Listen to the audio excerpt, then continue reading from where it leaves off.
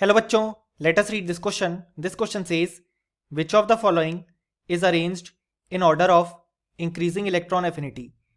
और हमारे ऑप्शंस हैं, option A carbon less than oxygen less than nitrogen less than boron, option B nitrogen less than oxygen less than boron less than carbon, option C oxygen less than carbon less than boron less than nitrogen, option D nitrogen less than boron less than carbon less than oxygen.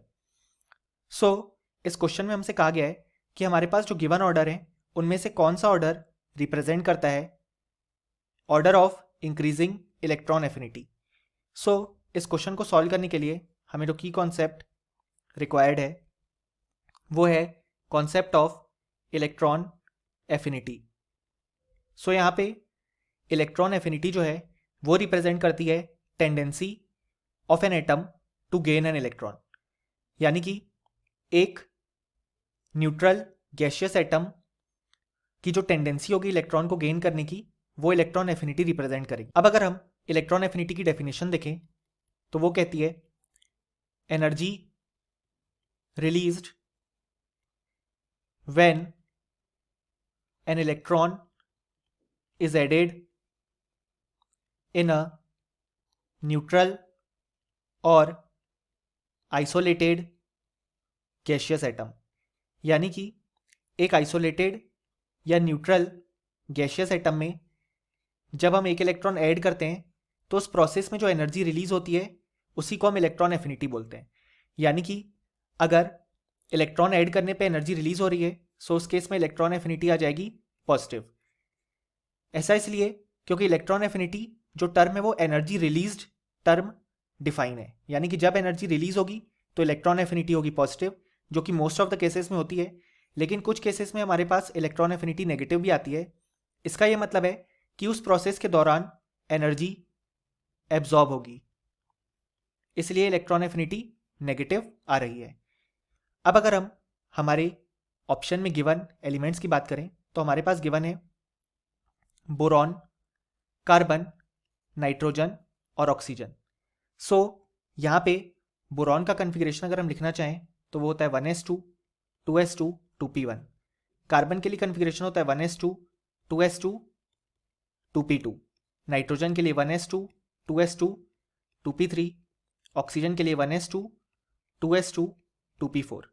अब हम जानते हैं ये चारों elements हमारे पास second period में लाया करते हैं, और जब हम लेफ्ट टू राइट मूव करेंगे तो हमें बोरॉन से कार्बन, देन कार्बन से नाइट्रोजन एंड देन नाइट्रोजन से ऑक्सीजन एलिमेंट मिलेंगे।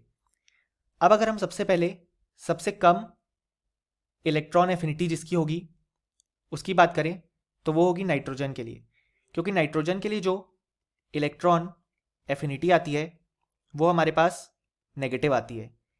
ऐसा इसलिए क्योंकि यहाँ पे अगर हम देखें तो नाइट्रोजन के केस में जो कन्फिग्रेशन है वो है 2p3, यानी कि हाफ फिल्ड कन्फिग्रेशन। और हम जानते हैं कि जो हाफ फिल्ड कन्फिग्रेशन होता है वो स्टेबल इन नेचर होता है, इसलिए नाइट्रोजन इलेक्ट्रॉन गेन नहीं करना चाहता, और अगर हमें उसे इलेक्ट्रॉन देना है तो हमें बाहर से एनर्जी सप्लाई करनी पड़ेगी। सो सबसे कम इलेक्ट्रॉन एफिनिटी हो जाएगी नाइट्रोजन की। अब अगर हमें बोरॉन, कार्बन और ऑक्सीजन की इलेक्ट्रॉन एफिनिटी कंपेयर करनी है तो हमें इलेक्ट्रॉन एफिनिटी के पीरियोडिक टेबल में ट्रेंड देखने होंगे। सो जब हम लेफ्ट टू राइट मूव करते हैं इन अ पीरियड तो हम जानते हैं कि जो जेड इफेक्टिव है वो इंक्रीज करता है, यानी कि न्यूक्लियस का जो अट्रैक्शन है आउटर मोस्ट इलेक्ट्रॉन की तरफ वो इंक्रीज होता है। इसी कारण से जो एटॉमिक साइज है वो डिक्रीज करती है। सो जो इलेक्ट्रॉन एफिनिटी है वो हमारे पास इंक्रीज करती है, क्योंकि अब जब इलेक्ट्रॉन ऐड होगा तो वो न्यूक्लियस से ज़्यादा अट्रैक्टेड होगा। सिमिलरली अगर हम बात करें ट्रेंड की down the group, so down the group move करने पे हमारे पास जो नंबर ऑफ शेल्स हैं वो इंक्रीज करते हैं। इसी कारण से जो एटॉमिक साइज है वो भी इंक्रीज करती है, और जो न्यूक्लियस का अट्रैक्शन है वो हमारे पास कम होता जाता है। सो इसी कारण से जो इलेक्ट्रॉन एफिनिटी है वो हमारे पास डिक्रीज करती है। लेकिन ये एक जनरल ट्रेंड है, इसके एक्सेप्शन हमको देखने को मिलते हैं, जैसा कि अभी हमें देखने को मिला। हमारे पास गिवन है बोरॉन, कार्बन, नाइट्रोजन और ऑक्सीजन, जो कि है सेकेंड पीरियड के एलिमेंट।